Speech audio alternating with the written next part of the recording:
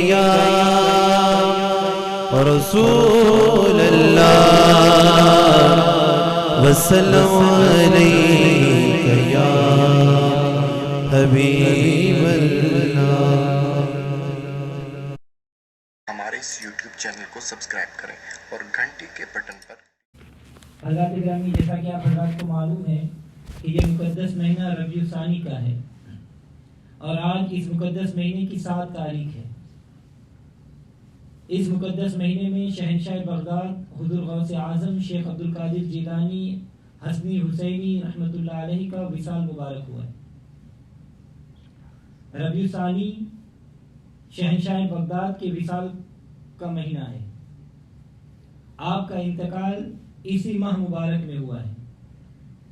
حضور غوث اعظم شیخ عبدالقادر جیلانی رحمۃ اللہ علیہ وہ ذات ہے کہ آپ کے کمالات حد تواتر تک پہنچ چکے ہیں، اور یہ بات میں نہیں کہہ رہا بلکہ غیر مقلد حضرات کے بہت بڑے عالم جن کا نام نواب صدیق حسن خان بھوپالی ہے، اور دیوبندیوں کے بہت بڑے عالم حکیم الامت اشرف علی تھانوی، وہ اپنی کتابوں میں لکھا ہے کہ حضور غوث اعظم کو جتنی شہرت اولیاء اکرام میں حاصل ہوئی ہے وہ کسی اور کو حاصل نہیں ہوئی۔ حضور غوث اعظم رحمۃ اللہ علیہ کی ولادت پاک 4 صدی ہجری میں ہوئی ہے، یعنی آج سے 1000 سال پہلے غوث اعظم کی ولادت ہوئی، لیکن ان کی عظمت، ان کی عزت، ان کی شہرت کا یہ عالم ہے کہ کوئی مسلمان شیخ بغداد کے بارے میں یہ نہیں کہہ سکتا کہ میں واقف نہیں ہوں۔ حضرات گرامی، نبی پاک صلی اللہ علیہ وسلم کی امت کے ولی کی یہ شان ہے کہ جب کوئی ولی پیدا ہوتا ہے تو بعد میں اس کی ریاست کے بعد شہرت حاصل ہوتی ہے، اس کی عبادت کرنے کے بعد اسے درجہ ملنے پر شہرت حاصل ہوتی ہے، یا اس کے کرامت کے بعد شہرت ہوتی ہے۔ لیکن حضور غوث اعظم شیخ عبدالقادر جیلانی رحمۃ اللہ علیہ ایسے کامل پیر ہے کہ آپ کی ابھی ولادت نہیں ہوئی تھی پھر بھی آپ کی شہرت تھی۔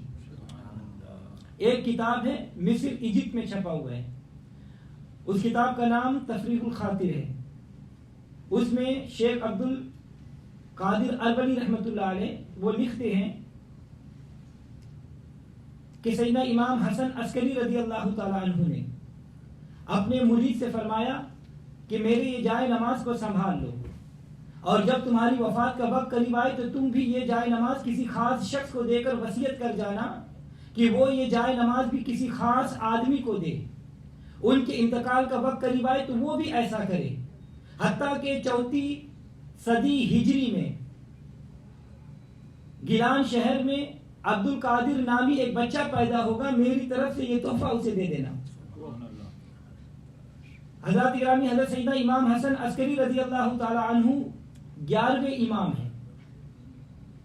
آپ کی فضیلت اور مرتبہ ہمارے اذہان سے مبرہ ہے۔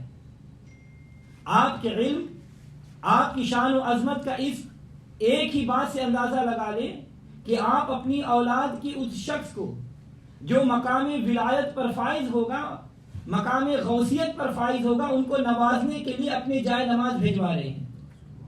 معلوم ہوا کہ آپ کی ولادت کی شہرت پہلے موجود۔ حضور غوث اعظم کی جب ولادت ہوئی تو آپ کے والد حضرت ابو صالح موسیٰ جنگی دوست رحمۃ اللہ علیہ فرماتے ہیں کہ مجھے رات کو خواب میں نبی پاک صلی اللہ علیہ وسلم کی زیارت ہوئی۔ آپ صلی اللہ علیہ وسلم نے فرمایا کہ یا ابا صالح، اللہ تعالیٰ تجھے بیٹا عطا فرمائے گا، ہوا ولی و محبوب و محبوب اللہ، وہ ولی ہے اور میرا بھی محبوب ہے اور اللہ کا بھی محبوب ہے۔ اسی لیے تو ہم کہتے ہیں کہ غوث اعظم محمد کا محبوب ہے، غوث اعظم محمد کا محبوب ہے، غوث اعظم زمانے کا سلطان ہے۔ اے ابو صالح، تم عنقریب اپنے بیٹے کی یہ شان دیکھو گے، جیسے میری شان تمام انبیاء میں ہے ویسے ہی تمہارے بیٹے کی شان تمام اولیاء میں ہے، تمام اقطاب میں، تمام اغیاث میں ہوگی۔ آپ صلی اللہ علیہ وسلم نے بشارت عطا فرمائی۔ حضرات گرامی، توجہ چاہوں گا کہ جب بھی محبوب سبحانی کا لفظ بولا جائے تو ذہن حضور غوث اعظم رحمۃ اللہ علیہ کی طرف جاتا ہے۔ وہ کیوں؟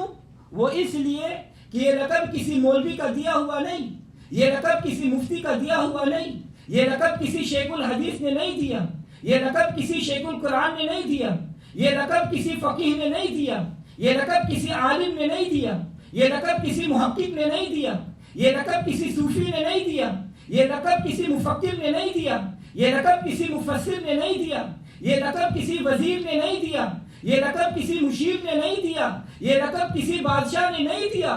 یہ وہ لقب ہے جو ہمارے آقا و مولا صلی اللہ علیہ وسلم نے عطا فرمایا ہے. یہ لقب حبیب کردگار نے عطا کیا ہے. یہ لقب حضور تاجدار مدینہ نے دیا ہے. سبحان اللہ. حضرات گرامی، حضور سیدنا غوث اعظم رحمۃ اللہ علیہ کے بارے میں، چشتیوں کے سردار حضور خواجہ معین الدین چشتی اجمیری رحمۃ اللہ علیہ، آپ خراسان کے جنگلات میں پھر رہے ہیں. میرے غوث اعظم نے بغداد کی جامع مسجد میں منبر شریف پر بیٹھ کر ارشاد فرمایا، قدمی حاضی علی رقبتی کل ولی اللہ، کہ میرا یہ قدم اللہ کے ہر ولی کی گردن پر ہے. حضرات گرامی، یہ بات غوث اعظم بغداد میں فرما رہے ہیں، اور خواجہ اجمیری خراسان ایران کے جنگلات میں آپ کا یہ فرمان سن رہے ہیں. آپ نے یہ فرمان سن کر فرمایا کہ اے عبد القادر، آپ کا قدم مبارک میری گردن پر ہی نہیں بلکہ میری آنکھوں پر بھی ہے اور میرے سر پر بھی ہے. آج اگر کوئی حضور غوث اعظم کی عظمت کو نہ مانے، چار وہ بندے نہ مانے جن کے معاشرے میں کوئی مقام نہ ہو، جن کی عبادت میں کوئی مقام نہ ہو، جن کو کوئی دنیا جانتی نہ ہو، اگر وہ غوث اعظم کی فضیلت، آپ کے مقام اور آپ کے درجے کو نہ مانے، تو اس سے غوث اعظم رحمۃ اللہ علیہ کی شان و عظمت میں کیا فرق پڑتا ہے؟ دیکھیے، حضور غوث اعظم کے بارے میں عارفین کے بادشاہ سلطان العارفین حضرت سلطان حق باہو رحمۃ اللہ علیہ، جن کو ساری دنیا اسلام جانتی ہے، آپ فرماتے ہیں کہ آپ جیسا کوئی نہیں اور میرے جیسے تو لاکھوں ہیں. تو حضرات گرامی، مقام ولایت کے بارے میں بخاری شریف مشکاۃ شریف میں ہے، حدیث قدسی ہے کہ میرا ولی مقام ولایت تک پہنچ جاتا ہے نوافل کے ذریعے. کس کے ذریعے؟ نوافل کے ذریعے. جب میں اس کا دوست بن جاتا ہوں اور اسے اپنا دوست بنا لیتا ہوں، تو پھر اس کے کان بن جاتا ہوں جس سے وہ سنتا ہے، اس کے کان بن جاتا ہوں جس سے وہ دیکھتا ہے، آنکھیں بن جاتا ہوں جس سے وہ دیکھتا ہے. تو حضرات گرامی، وہ کون سا کلمہ گو ہے جو یہ کہے کہ اللہ نہیں سنتا، اللہ نہیں دیکھتا؟ ارے اللہ تو ایسا سمیع و بصیر ہے کہ ہم آہستہ بات کریں تب بھی سنتا ہے، دل میں بات کرے تب بھی سنتا ہے، اونچی آواز میں بات کرے تب بھی سنتا ہے. اور اللہ اپنے بندوں کی آنکھوں اور کانوں کو اپنا مظہر بنا لیتا ہے، تو پھر اس کی بھی یہ عالم ہو جاتا ہے کہ چاہے وہ کوئی دور سے پکارے تو وہ سنتا بھی ہے اور دیکھتا بھی ہے. اور اگر کوئی نہ مانے تو وہ خدا کے فرمان کا منکر ہے. جو شخص خدا کے فرمان کا منکر ہو اور توحید کا دعوے دار ہو، تو ایسے لوگوں سے اللہ تبارک و تعالیٰ بچائے.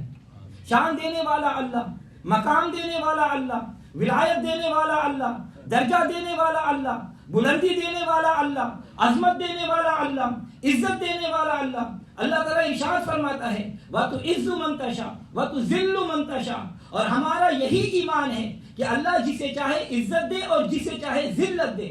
اور اللہ کے ولی اور دوست ہونے سے بڑی عزت اور عظمت کون سی ہے؟ اور اللہ کے ولی اور دوست سے دشمنی سے بڑی ذلت اور کون سی ہے؟ جبکہ اولیاء اللہ کو نہ تو کوئی ڈر ہے نہ کوئی خوف. الا ان اولیاء اللہ لا خوف علیہم ولا هم يحزنون. تو حضرات گرامی، اولیاء اللہ کی یہ دشمن اولیاء اللہ کی شہنشاہ کی شان و عظمت کو کیسے جان سکتے ہیں؟ دیکھیے، اللہ تبارک و تعالیٰ اپنے بندوں کو یہ مقام عطا فرماتا ہے کہ وہ دور سے بھی سنتے ہیں. حالانکہ قرآن پاک میں ایک واقعہ موجود ہے. حضرت سیدنا سلیمان علیہ السلام کا لشکر آ رہا تھا، تو ایک چونٹی نے کہا کہ اے چونٹی، اپنے اپنے گھروں میں چلی جاؤ، حضرت سلیمان علیہ السلام کا لشکر آ رہا ہے، کہیں وہ تمہیں مسل نہ دے. اللہ تعالیٰ فرماتا ہے کہ جب چونٹی نے یہ بات کہی تو اللہ کے نبی حضرت سلیمان علیہ السلام نے چونٹی کی یہ گفتگو سن رہے تھے. حضرت سلیمان علیہ السلام چونٹی کی یہ بات سن کر مسکرا پڑے. تو میں پوچھتا ہوں کہ آج اگر کوئی شخص چونٹی کو اپنے ہاتھ کی ہتھیلی پر رکھ لے، چاہے وہ ہاتھ کے اپنے کانوں کے قریب کر لے، چاہے وہ اپنے کان کے اندر ڈال لے، پھر بھی وہ چونٹی کی آواز نہیں سن سکتا. لیکن اللہ تعالیٰ نے حضرت سلیمان علیہ السلام کو ایسی سماعت عطا فرمائی کہ چونٹی کتنے مائل دور ہے لیکن حضرت سلیمان علیہ السلام نے اس کی بات کو سن کر مسکرا پڑے. اور اگر آج کوئی یہ بات کرے کہ کوئی بھی نہیں سن سکتا تو وہ قرآن پاک کا منکر ہے. حضرت سلیمان علیہ السلام کو طاقت بھی اللہ نے دی اور اولیاء اللہ کو بھی طاقت اللہ تبارک و تعالیٰ نے دی. میرے غوث اعظم بیٹھے ہوئے ہیں. بہجت الاسرار اور قلائد جواہر میں یہ واقعہ موجود ہے کہ 100 علماء اکرام اکٹھے ہو کر حضور غوث اعظم کا امتحان لینے کے لیے آئے. ہر ایک نے اپنے ذہن میں ایک مشکل سے سوال بیٹھایا ہوا تھا کہ جب وہ غوث اعظم کے پاس آئے تو آپ نے ان کے ذہنوں پر تصرف فرما کر ان کے تمام علم کو سلب کر لیا. سب خاموش ہیں, سب پریشان ہیں, سب حیران ہیں, ایک دوسرے کی طرف حیرانی سے دیکھ رہے ہیں, کسی سے کوئی بات نہیں ہو رہی. حضور غوث اعظم نے ان کی یہ حالت دیکھی تو رحم فرما کر ان کا علم لوٹا دیا اور پھر یوں مخاطب فرمایا کہ اے فلاں بن فلاں, تم نے یہ سوال کرنا تھا, اس کا یہ جواب ہے. اے فلاں بن فلاں, تم نے یہ سوال کرنا تھا, اس کا یہ جواب ہے. حتیٰ کہ آپ نے 100 عالموں کے نام لے کر مخاطب بھی فرمایا اور ان کے سوالات بھی خود بتا دیے اور جوابات بھی خود بتا دیے. اور یہ بات محدث طوسی اور قلائد جواہر میں موجود ہے. یہ بات بڑے بڑے بزرگ کہہ رہے ہیں. آج اگر چند ملا کوئی نہ مانے تو نہ مانے. تو ہے وہ غوث کہ ہر غوث ہے شیدا تیرا, تو ہے وہ غیث کہ ہر غیث ہے پیاسا تیرا. واہ کیا مرتبہ ہے غوث اعظم والا تیرا, اونچے اونچوں کے سروں سے قدم اعلیٰ تیرا. اللہ تعالیٰ کا فرمان ہے, قرآن پاک پڑھو. اللہ تعالیٰ فرماتا ہے لا یستوی اصحاب النار و اصحاب الجنہ. اللہ فرماتا ہے کہ جنتی اور دوزخی کامیاب نہیں ہو سکتے. اب تم اس سے یہ کہیں نہیں سمجھ لینا کہ یہ سب برابر ہے, سب ایک جیسے ہیں. نہیں نہیں, جنتی اور ہے اور جہنمی اور ہے. نہ دیکھ ان کرکا پوشوں کو, ارادت ہو تو دیکھ ان کو, ید بیضا لیے بیٹھے ہیں اپنے آستینوں میں. حدیث مبارکہ میں نبی پاک صلی اللہ علیہ وسلم نے ارشاد فرمایا کہ انبیاء کا ذکر عبادت ہے اور اولیاء کا ذکر گناہوں کا کفارہ ہے.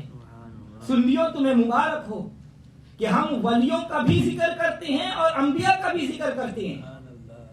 تو میلاد شریف کرنا یہ عبادت ہے کیونکہ حضور صلی اللہ علیہ وسلم کا ذکر کرتے ہیں. قرآن کریم میں اللہ تعالیٰ ارشاد فرماتا ہے تلک الرسول فضلنا بعضهم علی بعض. اللہ تعالیٰ فرماتا ہے وَاذْكُرْ فِي الْكِتَابِ إِبْرَاهِيمَ وَاذْكُرْ فِي الْكِتَابِ إِدْرِيسَ وَاذْكُرْ فِي الْكِتَابِ موسیٰ. اللہ فرماتا ہے کہ انبیاء کا ذکر کرو. حضور صلی اللہ علیہ وسلم فرماتے ہیں کہ انبیاء کا ذکر عبادت ہے اور ولیوں کا ذکر گناہوں کا کفارہ ہے. تو میں توجہ چاہوں گا, ارے جب ولیوں کا ذکر گناہوں کا کفارہ ہے اور گناہوں کا کفارہ نفع ہے, گناہوں کا کفارہ فائدہ مند ہے, تو جب اولیاء کا ذکر نفع پہنچاتا ہے تو اولیاء خود نفع کیوں نہیں پہنچا سکتے؟ معلوم ہوا کہ اگر قرآن پاک اور حدیث مبارکہ کو مانتے ہیں تو شان اولیاء کو بھی ماننا پڑے گا. اللہ تعالیٰ قرآن پاک میں ارشاد فرماتا ہے الا ان اولیاء اللہ لا خوف علیہم ولا هم یحزنون. جو میرے دوست ہے, جو میرے ولی ہے, ان کو تو نہ کوئی خوف ہے اور نہ کوئی غم.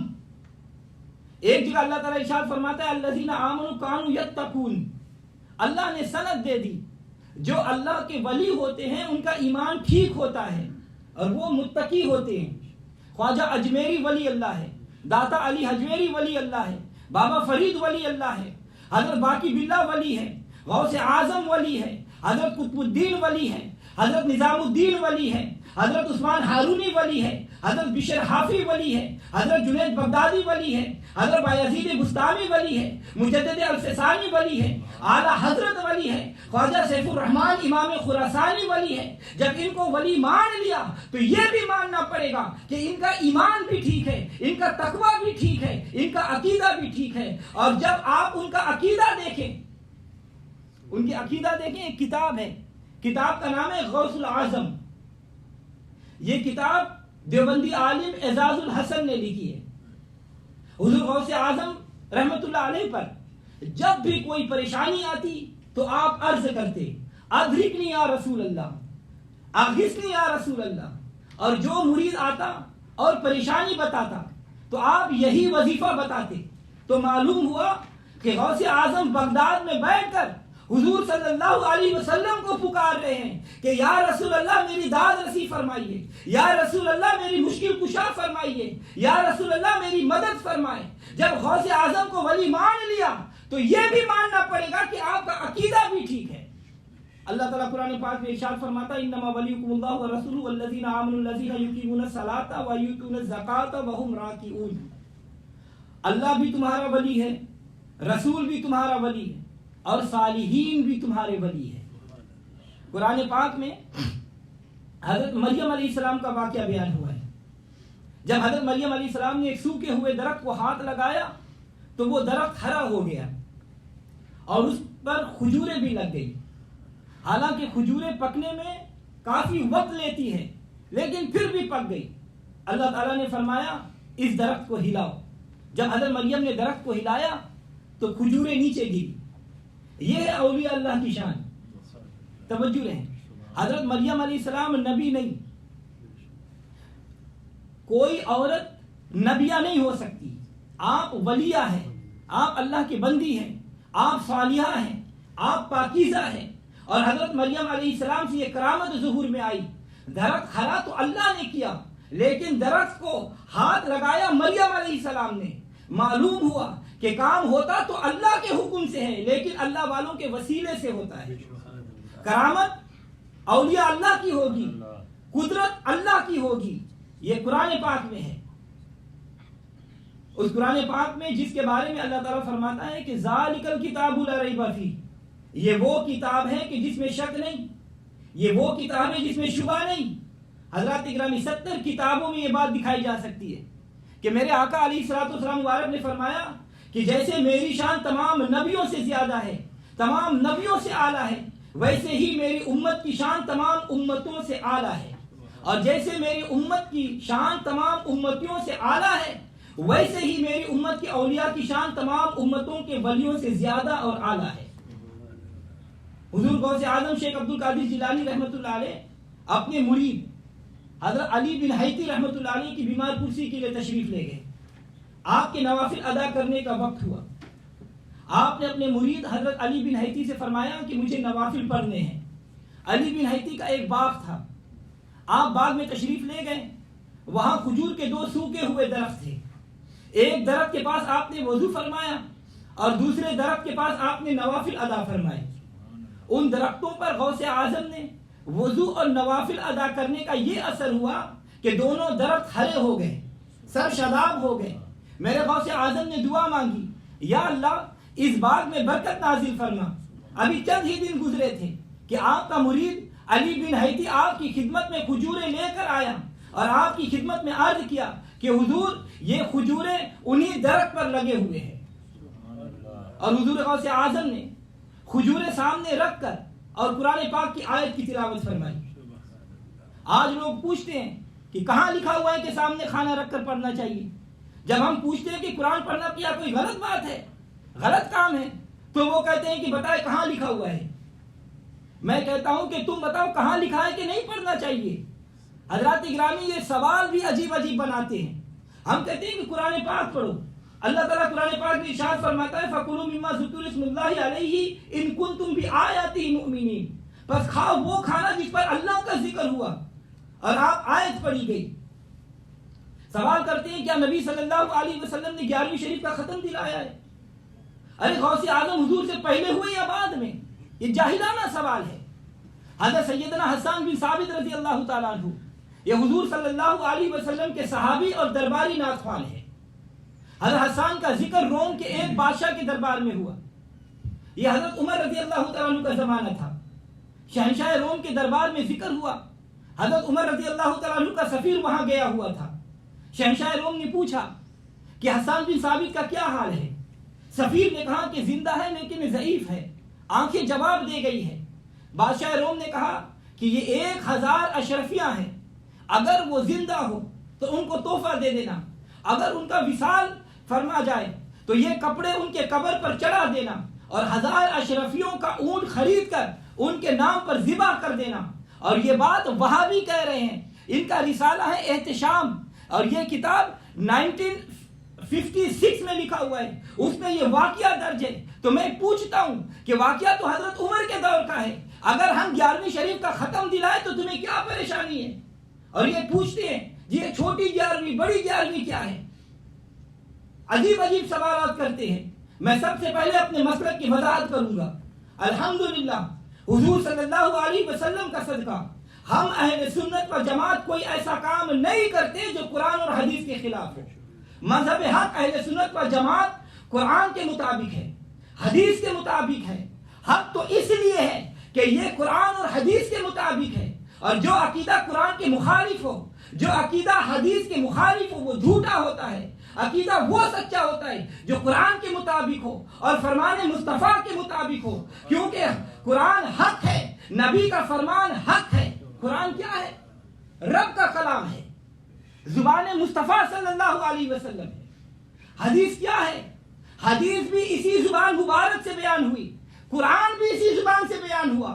معلوم ہوا عقیدہ وہ سچا ہے جو میرے نبی کی زبان سے نکلا. والذی جاء بالصدق وصدق بہ اولئک هم المتقون. یہ حق ہے، جس نے بھیجا ہے وہ بھی حق ہے، اور جس کی طرف بھیجا گیا وہ بھی سچا ہے. صدق یصدق تصدیقا، یہ مبالغہ کا صیغہ ہے. فرمایا اولئک هم المتقون، یہ سارے متقی ہیں، ان میں کوئی بھی کھوٹا نہیں. میری بات یہ ہے کہ عقیدہ وہ سچا ہے جو قرآن کے مطابق ہو. سوال پیدا ہوتا ہے کہ یہ بزرگان دین کا عرس منانا، ان کی یاد میں یہ محفل سجانا، عرس غوث اعظم، عرس مجدد عرس ثانی، عرس اعلیٰ حضرت، یہ جو عرس ہوتے ہیں کیا ان کا ثبوت بھی قرآن اور حدیث میں موجود ہے؟ اللہ تعالیٰ ارشاد فرماتا ہے ان الذین آمنوا وعملوا الصالحات سیجعل لهم الرحمن ودا. بے شک وہ لوگ جو ایمان لائے پھر اچھے کام کرے. پہلی شرط یہ ہے کہ ایماندار ہو، مجھے بھی مانے، میرے محبوب کو بھی مانے، پکے مومن ہو. پکے مومن ہو جائے پھر اچھے کام کرے تو ان کے لیے انعام ہے، ان کے لیے فضل ہے، ان کے لیے رحمت ہے. عرض کی یا اللہ وہ کیا ہے؟ فرمایا سیجعل لہم الرحمن ودا. اللہ ان سے محبت کرتا ہے. اللہ کن سے پیار کرتا ہے؟ ان سے جو مومن ہے. توجہ چاہوں گا، آیت میں 3 موضوع ہے، میں اپنے موضوع کے مطابق عرض کروں گا. تھوڑا سا اشارہ کر دیتا ہوں تاکہ روز روشن کی طرح تمہارے ذہن میں آ جائے.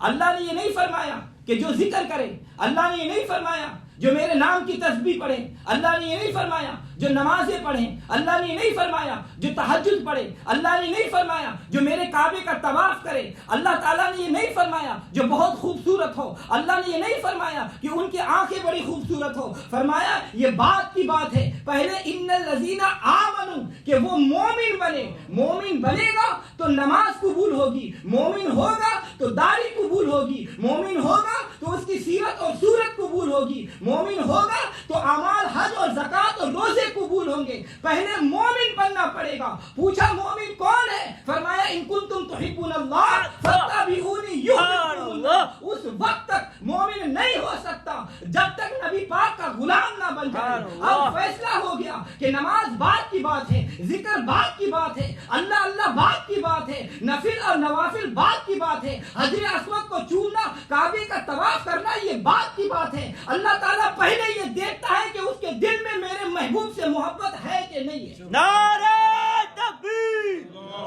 نعرہ رسالت، نعرہ رسالت، نعرہ حیدری، نعرہ غوثیہ، پیر صاحب مبارک.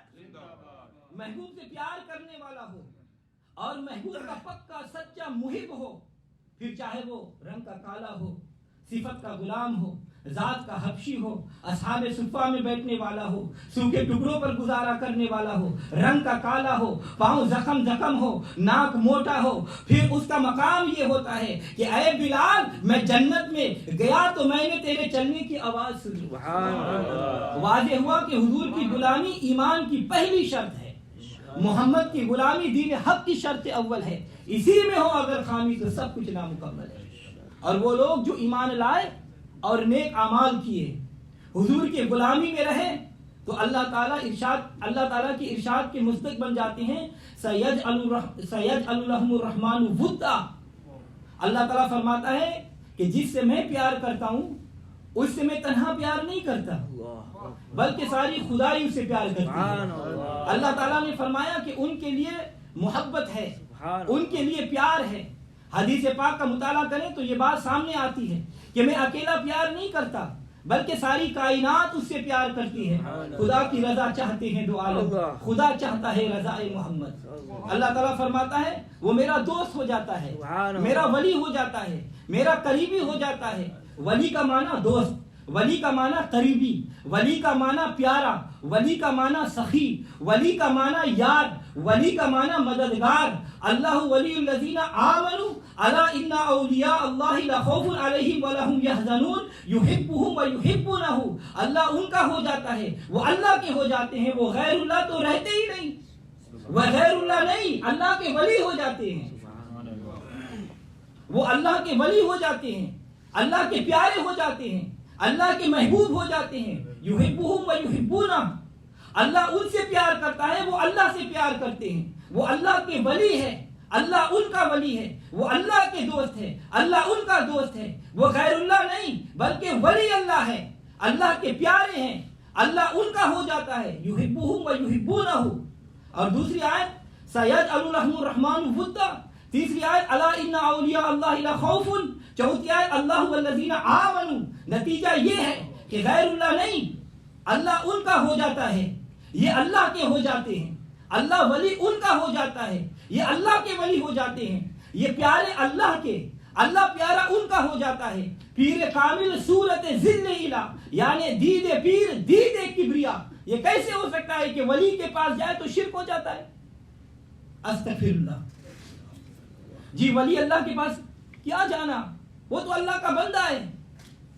آؤ میں سوال کرتا ہوں کہ اے غیر اللہ کی رٹ لگانے والوں, ان کے پاس جانے سے اللہ نہیں ملتا؟